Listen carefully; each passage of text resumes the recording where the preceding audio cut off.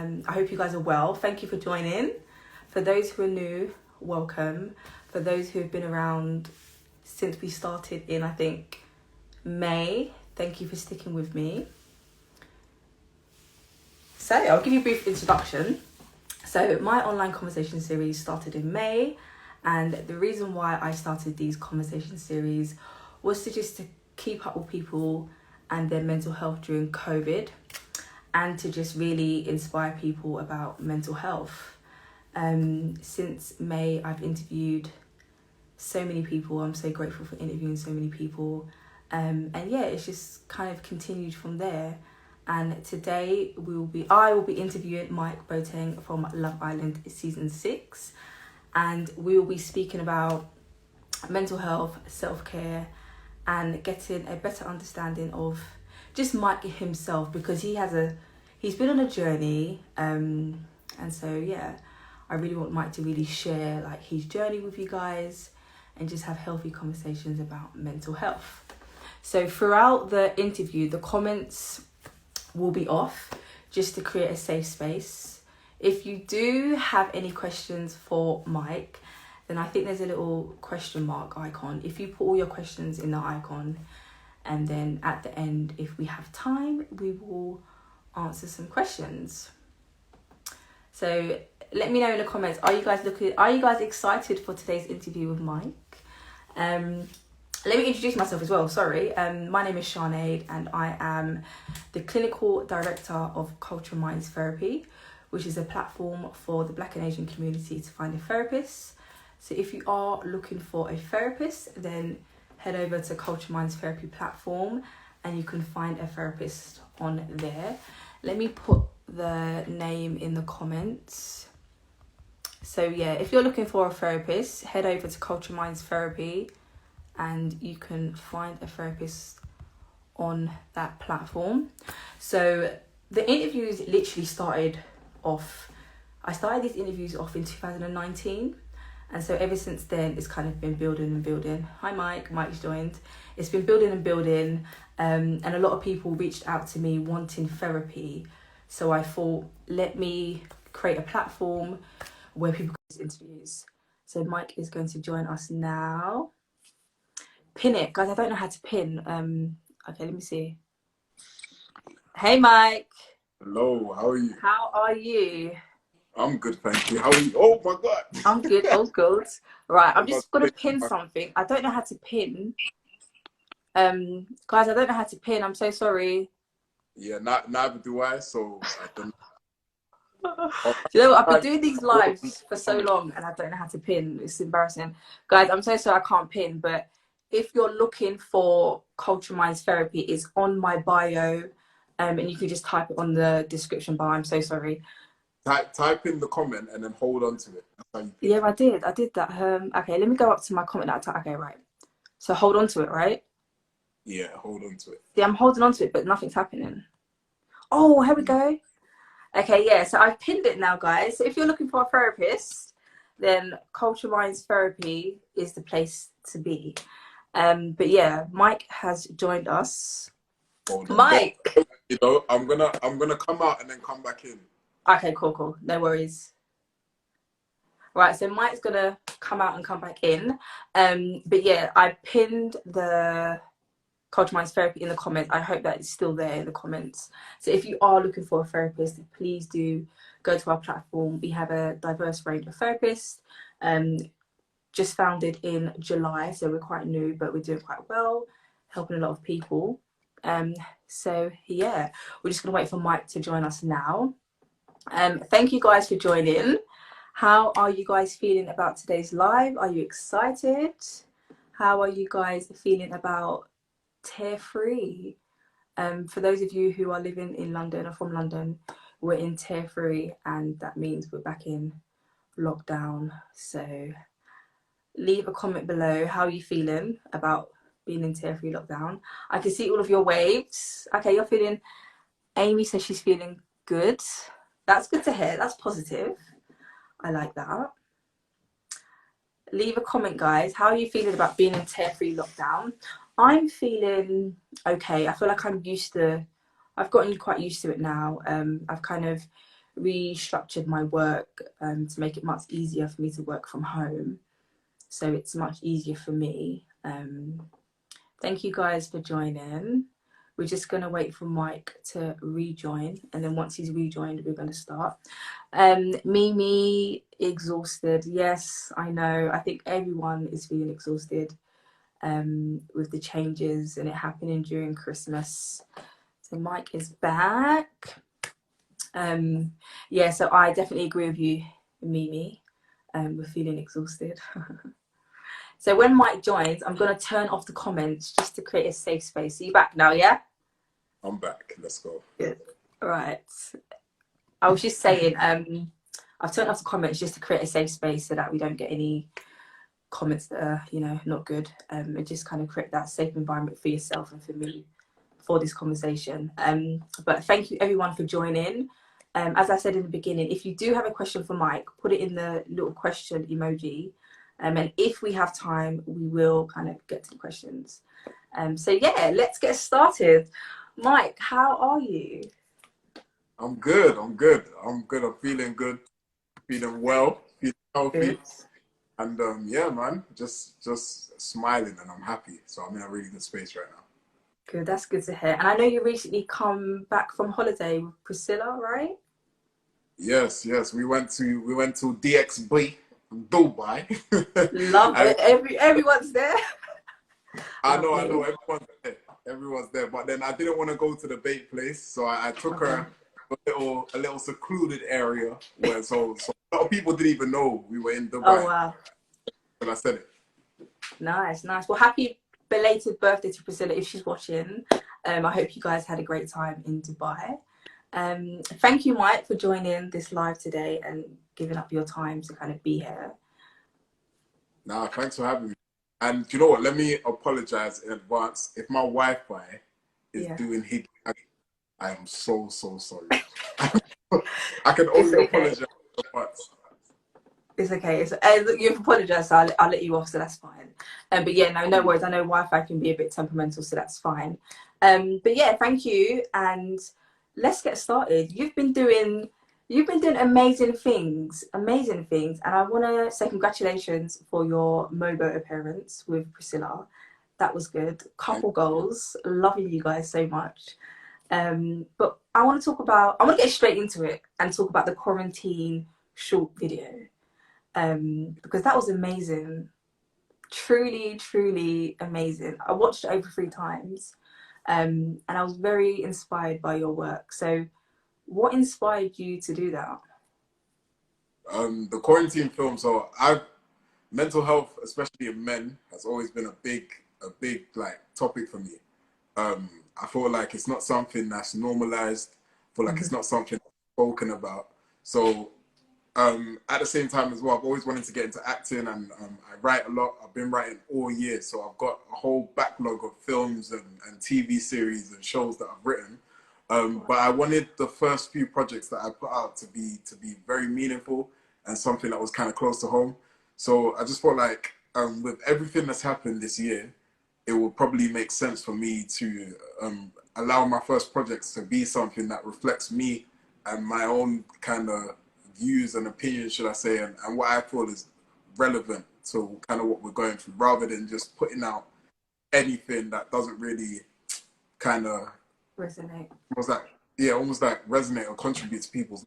I wanted the first projects that I put out to be something that people can obviously relate to and then do something with it as well. So that was the mindset behind Quark. No, it was really good.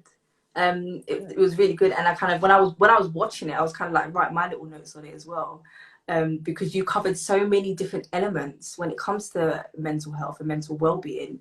You covered friendship, you covered relationships, you covered work. You know how work can have an impact on us. And correct me if I'm wrong. Did you was it kind of suicidal?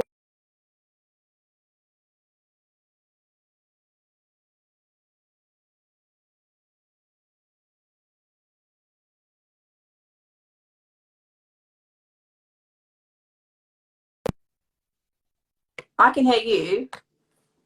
Okay, the network.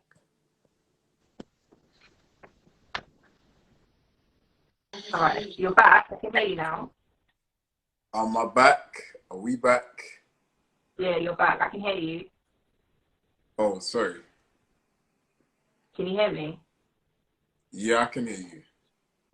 Okay, you're a bit blurry, but okay, you're better now. Yeah, you're a bit on the blurry side as well. Oh no. Can you hear me? But it's Can all you good. see I me? can hear you. That's Okay, cool. What did I say? I said, yeah, I said you Yo, covered many different. Can you hear me? yeah, no, yeah, I can hear you. Yeah, okay. I can hear you and see you, so that's good. Yeah, I was saying in the short film you covered various different elements. So work life, friendship, relationships, and did you cover suicide ideation, like suicidal thoughts when you were by the bridge, or was that me I'm, assuming? I'm so happy. I'm so happy that you caught onto that because Oh. not a lot of people did. But yes, suicide was also right at the end as well.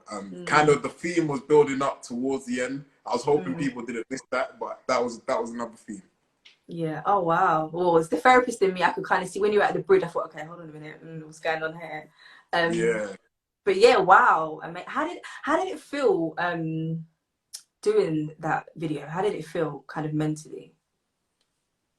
It was nice to put out because I just felt like even in my own self, I personally hadn't fully coped well as I thought I would with the whole quarantine Mm. and being in lockdown and maybe not getting as many opportunities as I wanted. So I just felt like it was just something that I could kind of fully invest in and put my whole like emotion and heart Hmm. into it. Yeah, and it kind of I felt that in the video. I kind of felt like you were really into it and it really resonated with you. So before we speak about COVID, because we initially virtually met on the NHS panel Yeah. when we were speaking about mental health within the Black community, and you were joined with Priscilla. And I remember you saying along the lines of being in Love Island and certain things happened that you never really spoke on, that you may have wished you would have spoken on. Is that right? I'm so sorry. I didn't I catch the can, last. oh, okay. Can you hear me now? Yeah, I did. I can Yeah. hear you now. All right. No, I was just saying, when we were on the panel, you were talking about Love Island, and how certain things happened in Love Island, which you never spoke on during the time. Yeah. And obviously, everyone knows you from Love Island season 6. I never watched Love Island personally. I kind of felt like I knew you after Love Island when you kind of brought out yourself and who you are. But yeah, how was Love Island for you mentally?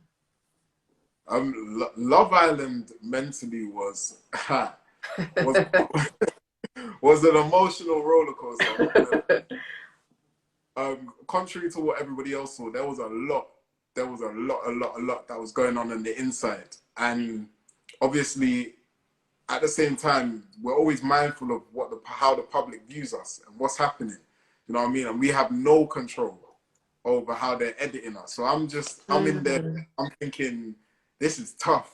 And at the same time, I can't even pick up the phone and call the man them. I can't pick up the phone and call my mum. It's yeah. a struggle. So it was hard. It was hard. But at the same time as well, it was it was one of them experiences that I feel like I needed it to help me grow because I've learned Mm, so much from myself because of how I kind of persevered and came through. There was a week in Love Island where absolutely nobody was really talking to me. Nobody was effing with me. And I literally felt like I was on my ones. I felt like I was on mm, my phone. I was like, all right, why are you man actually treating me like me mm, like these times as well? I know that you need me for conversations. You need me to kind of link certain stories together, but it's you're acting some way towards me. But so I overcame a lot, but yeah, mentally it was a lot. wow. And I can imagine, like you said, you're on a reality TV show, so people are watching you, and you need to be very mindful of your behavior and kind of how you present yourself. And for me, I'm a strong advocate for mental health within the media and entertainment industry, because many of my clients are from that industry, and I kind of know the stories behind what that industry is about, how it can affect people mentally. On the show, did you feel like you had support if you were struggling mentally? Like, could you speak to someone, or was you kind of alone in that headspace? Nah, to be fair to them, there was definitely support. Like Oh, at that's good. all times, if I needed to speak to someone, I could literally just like say, "Yo," because we're mic'd up 24/7. So like, Yeah. yo, like, get the psychologist in here now because. But to be fair to them, they had that ongoing support all the time, which was good. That's good. Okay, that's good. So that's good to hear. Although it was kind of like a roller coaster for you, you did have that support there if you ever needed it. So that's a good thing. But before, let's talk about before Love Island, because before Love Island, you've had a journey. You've had a journey. You've footballer, police officer, and your journey has been wow. Like, all I can say is wow. So for those who don't know your journey, I know you've explained it a lot in your interviews, but for those who don't know your journey, Yeah, we can see you crawling. You might as well have just walked through the screen. is that Priscilla? I'm not. Yeah, I was gonna say I'm not harboring no one in this place. That's Priscilla trying to crawl through the. She can say hi if I she wants. Hey. bet you just come and say hey before they think I'm cheating or something. Hi. So yeah, as I was saying, yeah, so footballer and police officer, and hearing your story in both careers, actually, it was very inspiring, but very like wow, like you've experienced a lot, especially within your police career. So for those who don't know, could you share a little bit about, you know, how you transitioned from a footballer to a police officer and kind of what you experienced during those job roles? Yeah, so in 2014, I was very fortunate enough to have signed for Sheffield United. Obviously, people that are in football, you know, normally you go for an academy to get into football. So for me, it was quite different because I had gone past the academy stage. So it was either they were going to sign me as a pro or a third year scholar, which they did, or just like kind of forget about me. So I felt like I was fortunate to get that opportunity. Whilst I was given that opportunity, it was difficult because I felt like I was always playing catch up to the other boys because I had never been in that environment. So I was kind of always trying to be at their level. But I feel like I did what I can. I feel like it was a nice experience. It built me up mentally, and then obviously moving on from that, when I got released from Sheffield United, it was a thing whereby I had to just kind of be real with myself and think, all right, cool. I've not got my educational background is not that strong. So what can I do that's gonna kind of have an influence, and what can I do that I feel like I'm gonna make a difference? And I remember at the time I was in church, and the police had come to the church, and they were like, "Yeah, they're looking for ethnic minority officers." Da, da, da, da, da. And at the time, yeah, I've never cussed in church before, but I said, listen, these men they need to out the building. It's just not happening. But my pastor actually approached me at church, and he was like, son, I think this is for you.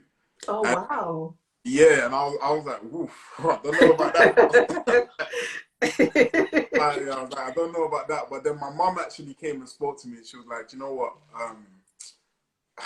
The police isn't something that I would advocate that you do, but Yeah. at the same time as well, if Pastor Crunchy is saying this and I kind of have a feeling in my spirit as well that it's something that you could do, then I think you should try it. So after speaking to a couple people, and by the way, none of the man them supported me. Nobody supported me with the police journey. Literally, it was a one-man decision. But I did it.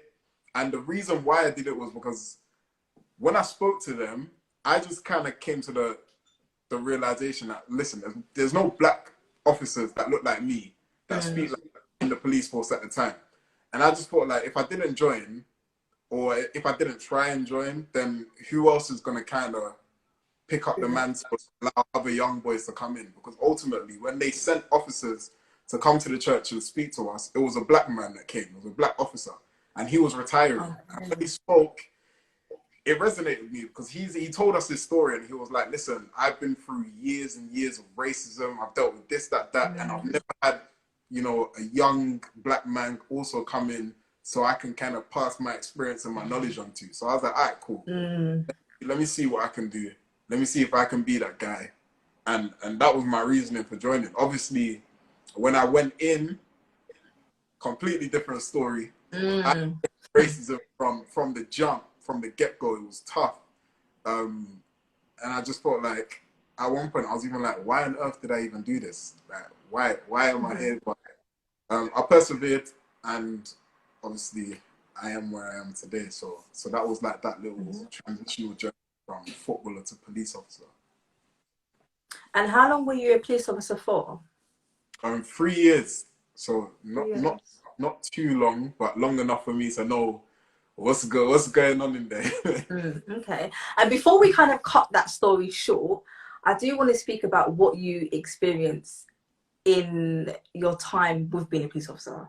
Because I know you've spoken about 2 occasions when you were training, doing role play, and another occasion with Google. Well, not Google exactly, but with the police Googling you. And I think that story needs to be shared, because that makes you who you are. And it really it can resonate with a lot of people. And for people to get to understand your story and why you're here and why you want to make that impact, essentially. So if you don't, do you want to share? Do you feel comfortable sharing? I don't mind. I don't mind at all. So basically, the first day that I joined, obviously you're in a training school, you're in a training environment. So we were asked to basically just introduce yourself briefly and then explain what you've done. So obviously when it came down to me, I told everybody, "Hi, my name is Mike. Used to play for Sheffield United, and now I'm a police officer." Brief. The next day that I came into work, the tutors had called me up to the sergeant's office and said the sergeant wants to speak to you. So I went up to the sergeant's office. I sat down. The sergeant said, "Oh, we were told that you used to be a footballer. So as you do, we Googled you." And they Googled my name, and they saw that another Michael BOTENG, who used to be a footballer, who had played for a team that I had trialed for before, he was arrested for match fixing. So for whatever reason, they assumed that that was me. Now, if I pause the story right there, they assumed it was me, even though I've been vetted to get the job. So already it was a bit mad, but anyway, they assumed it was me. So obviously, naturally, I said, well, I thought it was a joke. I was like, it can't be me because I've been vetted and I'm here. And pretty sure he's still in jail.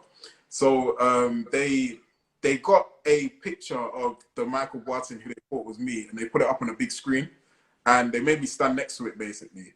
And they compared me to him, and I'll never forget this day. The sergeant looked at me, he looked at the screen, and he went, "I think that's you." And his face had changed. So I was like, "Bruh, this guy's not even playing about. He genuinely thinks this is me." So I looked at him and I said, "Are you serious? How can you look at a black man on the screen and think that that's me? Like, are you mad? That's racist. You can't look at a random black guy and then assume it's me. These times I've been vetted to get in the job, and you think that." And all they had to do was just use wisdom. And even alone, you can see this guy, our date of birth aren't the same. He was still currently in prison at the time. At the time that they were accusing me of being him. So I was like, "Are you guys nuts?"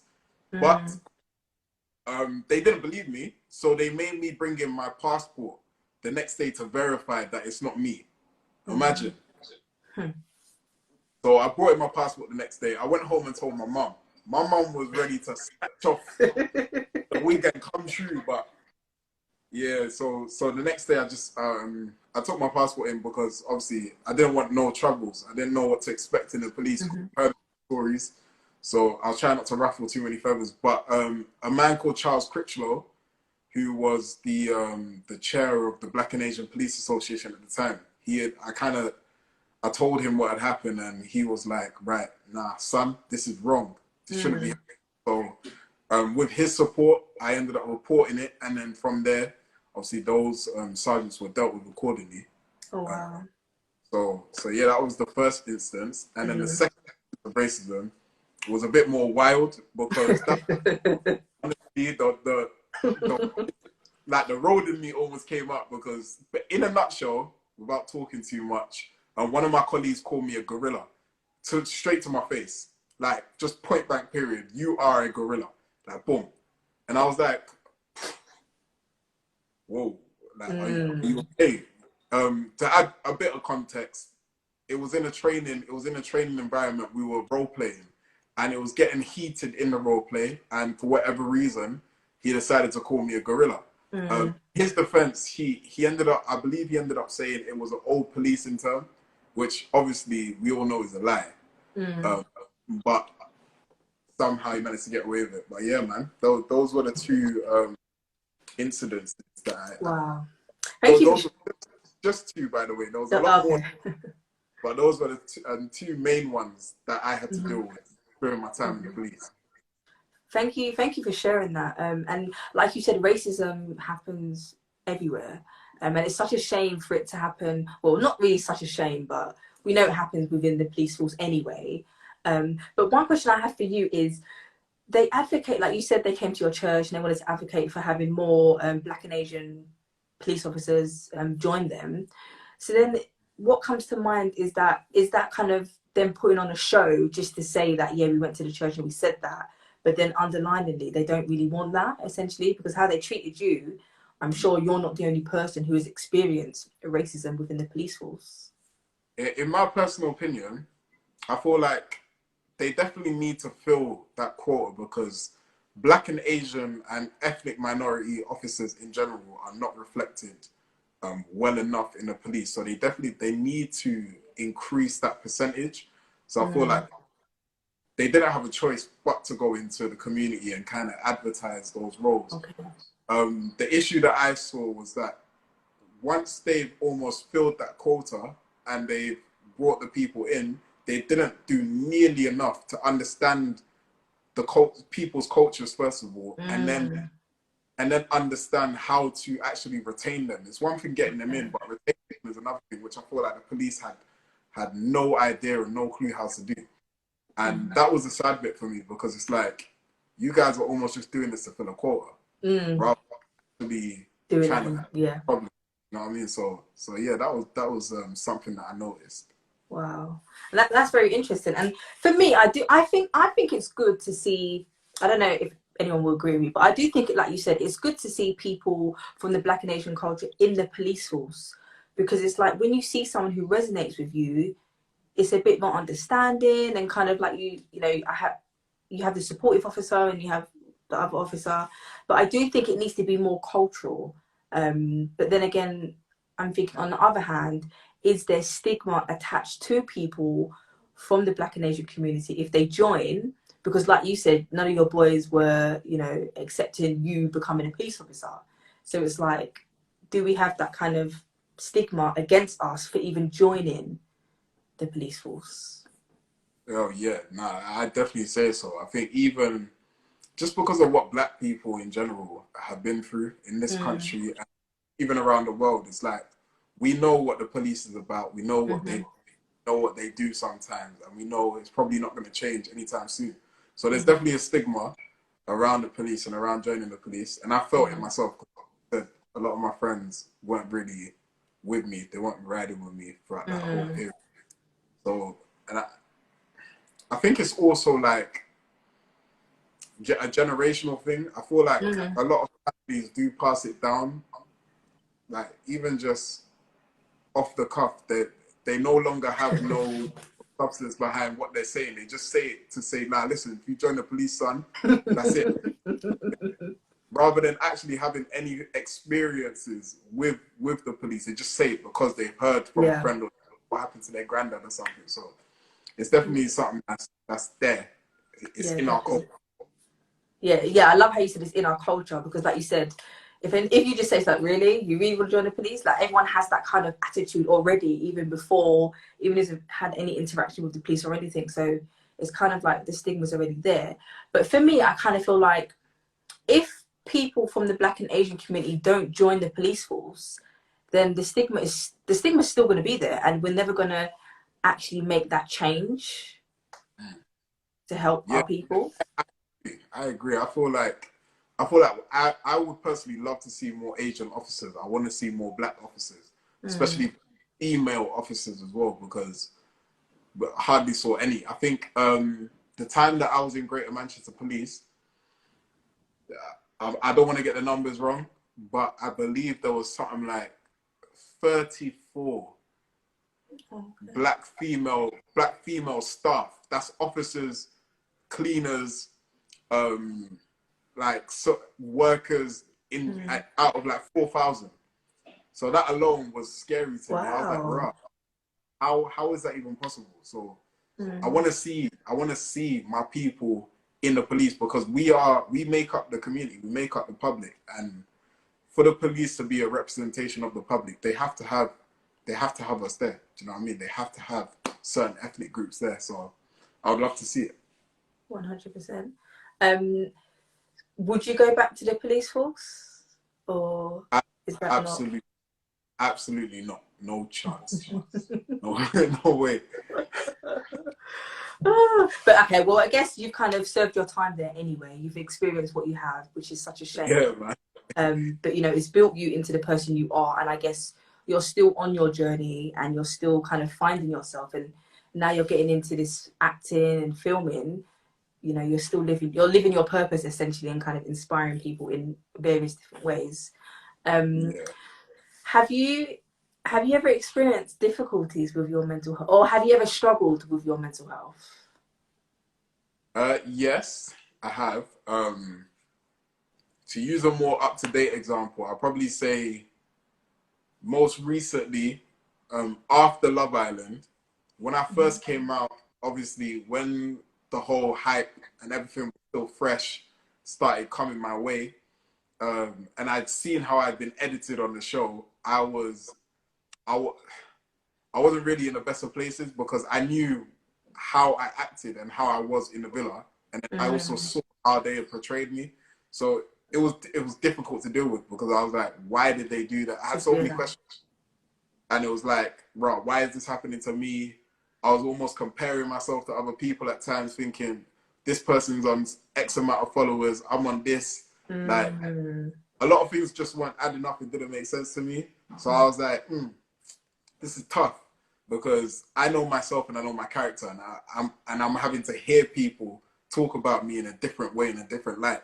So it was hard for me to deal with, because at times I was like, "Bruh, what can I even do about it?" And I was just down. I was just down. But luckily for me, I'm very resilient in myself. Like at the same time as well, I had my family, I had my brothers around me, I had my mum always talking to me like, "Listen, son, everything happens for a reason. So you just gotta pick yourself up and deal with it, and also show people your true character." So I kind of went through that period, but it was tough. It was very tough. So sorry to hear about that. You know, I can imagine it being very difficult, you know, coming off a big show like Love Island, and especially if this is the first time you've ever been on reality TV, and then, you know, having to deal with the misinterpretation, with people trying to portray you as someone you know you're not. So how did you manage that? I know you said you had your family supporting you. Did you have any techniques that you use for yourself aside from having your family as support? Yeah, to be honest, I just kind of I decided to tackle it head on. That's how I dealt with it. So if what I know for like what you guys are telling me I am is not true, I'm gonna shove my character in your face. So then you're gonna have to deal with it. So I didn't let it stop me. I almost kind of let it activate me in a way. So I just carried on going. I carried on pushing. I carried on like being myself, dancing on screen, whatever, talking to people, just doing lives. I didn't let it stop me, because at the end of the day, I thought eventually you guys are gonna see my character, and eventually you're gonna know that how I was portrayed on the TV show can't have been me. So that's how I dealt with it basically. I just ran with it. So like you said, you're very resilient and you're very strong-minded in a sense where you kind of know who you are and you know your character, and so you're not going to deviate from the person that you are, or even deviate from the perception of how the producers or whoever wanted to kind of portray you essentially. And that's really good, and I'm a big advocate for that, in, you know, being resilient and being strong and not kind of, you know, letting other people, you know, make you compare yourself to them or make you, or bring you down essentially. And you said you're a big advocate for mental health, and obviously your short film that you've done related to mental health. Are there any other things that you could see yourself doing in relation to mental health? Yeah, so something that I am doing and currently working on at the minute is, unfortunately, because of the current pandemic, we actually had to delay this project. But Okay. I was planning on, and along with my company, we were planning on visiting schools across the Oh UK, wow. speaking to year 10, 11, and sixth formers on mental health. It was going to be a talk given by myself. Also, along the way, I'll be bringing in obviously special guest speakers to speak with me. And yeah, man, just speak to the kids, because I feel like they were almost forgotten about at times, especially year 10 and performers. It was such a precarious position for them, because it's almost like people didn't feel sorry for them, because it was like, oh, their exams are cancelled. The high life, they don't have to go to school. But these times, a lot of people, and I knew people that were that age group, and they were talking to me, and they were like, I don't know what I'm gonna do. I don't know what I want to study in uni. My exams are happening. So I felt bad for them.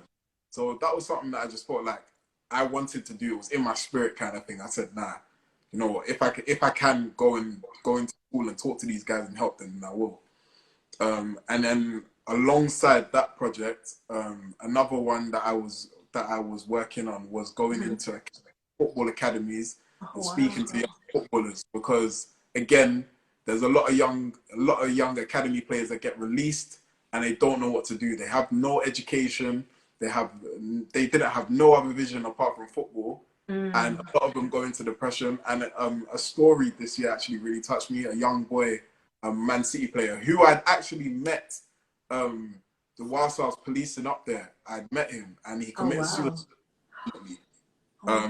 result of being released. So I feel like that in itself, I'm shocked the FA haven't done enough already. So I wanted to kind of go out of my way to help and speak to as many kids as I could. So those are the kind of things that I was doing right now, and I'm currently involved in. Wow, that's amazing. And I feel like, as a black man, you know, being an advocate, talking about mental health, because mental health is not spoken about enough, especially when it comes to men. Now, as ladies, you know, we're emotional and we talk with our friends. We like to kind of dig deep and talk about our emotions if we trust the person and we feel comfortable. Whereas I feel like with men, it's still a very touchy subject and very stigmatized when it comes to talking about mental health. So I thank you for kind of doing the work that you're doing. It's amazing, and I know it's going to be massive, and you're going to inspire many people, because it's something that's definitely needed, especially in today's society. For any of our viewers who are watching, who may be struggling with their mental well-being during COVID, I know many people watched your short video, and many people could resonate with it, and they said it was amazing. So if you was to give any tips for anyone who may be struggling, any men in particular who may be struggling with their mental well-being during COVID, what would you say? My tip in general, and you know what, particularly for men, would be just as cliche as it is, just to literally speak to someone, but not only speak to someone, but speak to someone who you trust. Because there's one thing speaking to someone and receiving bad advice, but if you speak to someone who you trust and who you know has your best interests at heart, then I feel like that's kind of almost a space where you can get a lot off your chest. Because I had my mum and I had my brother, and I know if I told them certain things, they're not going to judge me. They're not going to look at me any type of way, but they're just going to hear me. So I can kind of speak my mind and I can tell them anything. And I know they're not going to say anything. So I would strongly advise a lot of men, it's not a bad thing to feel a type of way. It's not a bad thing to feel emotional. Like, you're not weak. You're not weak for doing it, man. I cried this year. I've not cried in years, but this year, man shed some tears, and I'm not even mad about it. I feel like it needed to happen. It definitely needed to happen. So and that just came through speaking to people who I love. So my advice would be definitely open up and just share with people who you trust what's on your heart and what you're struggling with, because you never know. They might have either been through the same thing as you, or they know the people who they can put you in touch with to kind of come to that solution and kind of resolve your problem. So that would be my main advice. Thank you. I can see a lot of love hearts going up. Yeah, thank you. That's I think that's amazing, and that's really good advice. Speaking to, like you said, a trusted person who you know generally has your back and who can give you any supportive advice. Because it is hard. It is hard out there. So yeah, thank you for that. We do have some questions. Are you free? Are you free to take some questions? Yes. Yeah, Yes. we've got about 9, so I'm gonna have a little browse and see. Okay, right. I don't know how to do these question things, so I'm gonna click on it and I'm gonna hope that. Actually, no, I'm not gonna click on it. I'm just gonna read who it's from and kind of say what they said. Okay, so Leo.o.ap said, "What is your advice for Black males that would like to follow in your creative career steps?" My advice would be not to think about it too much, just to do it. Because if you think about it and you try to plan it, more often than not, you'll find out it's not going quite the way you thought it would, and you're in your head too much. Everything that I'm doing and everything that I do, obviously, I do. There's an element of planning, but there's also an element of just go out and do it. So I'd say, especially if you're looking to be in the creative field, you just have to trust your own ability and just go out and know that whatever you produce is going to be quality. So yeah, man, just go out and do your thing. Thank you. Okay. Oh wow. Okay. This is from Jess.Grimes011. Did you ever struggle in school with anything? Yeah, I struggled in school with I struggled in school with maths. Me and maths had a love-hate relationship. It wasn't good.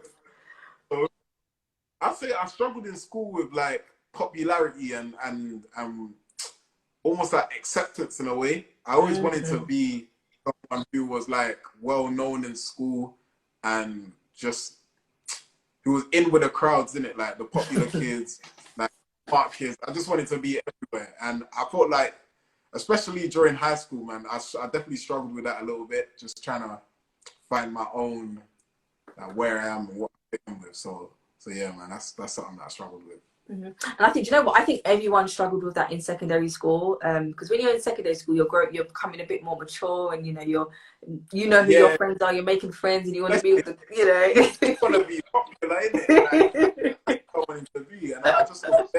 In fact, I'm sure, yeah, there will be some people who I went to secondary school with, and they will be shocked. they'll be shocked at where I am today. So, hey, listen, anything's possible, man. Right. Okay. All right. Okay. Last question. Have you taken therapy yourself? And that was from, I think, Leon. Yes, I have taken therapy. I took therapy for the first time ever this year, after I left Love Island, just because kind of what I said before. Everything that I was dealing with, I needed to speak to someone, otherwise it was just going to get too much. So yes, I have taken therapy. Thank you. And I would advise, honestly, I would advise people to do it, because therapy is something that I never thought I would do. And I know, coming from an African household as well, boy, my mom will be like, "Hey, Kofi, don't go tell people your business." But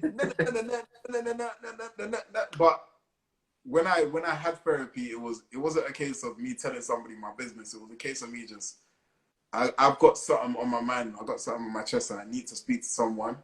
Otherwise, it's just going to keep building up and building up and building up. And as much as I said, speak to loved ones, there's also certain things that you can't say to your mum, you can't say to your brothers and sisters. So a therapist is someone who you can just get everything off your chest with, and they ain't gonna judge you. They're just gonna literally be an ear and speak to you back. So yeah, man. Therapy. Go do it. Lovely. And I think that's a nice way to end, in like encouraging people, you know, if you are struggling during COVID, or just struggling in general, you know, don't be afraid to either speak to a loved one or seek therapy. I did pin the therapist directory that I'm the founder of. So yeah, thank you for sharing your experience with therapy. Thank you for talking with me today. It's been amazing, and I've really Thanks for enjoyed it. having me. And honestly, I appreciate you. No worries. What do you have? What can we expect from you in the future before you go? So, so guys, I'm currently in production for my second film, which again is gonna be a very emotional one. So please, guys, obviously, as we're going along, if you do catch wind of it, help me, support me. I feel like the message is strong. I would love to tell you what it's about as well, but I can't just yet. I'm still casting for the role. Okay. But yes, so that's what I'm working on, and also building up to next year as well. I'm hoping to get out. Obviously, God willing, we don't know what's happening with COVID, but I will be hoping to travel to a few different countries as well, to help enhance the projects that I'm doing, and just building up my own company and you know, working on myself. So Wow. Amen. Amen. Amen. Amen. I was going to ask you one last thing before you go. Is there going to be a part two to your quarantine stories? um Because you can't just leave it how you left it. do you know what? Let me damn, see, now you got me doing exclusives. Oh. So, Okay, you don't have to say anything. quarantine in itself is not going to continue, but there's a book two. So the same character goes through a different kind of, so you know he's moved on from what happened in quarantine, Okay. and book two is definitely coming. So yeah, there's going to be a part two basically. Yay! Oh wow, lovely. Well, I think you're amazing. Continue doing what you're doing. Continue inspiring people. And if you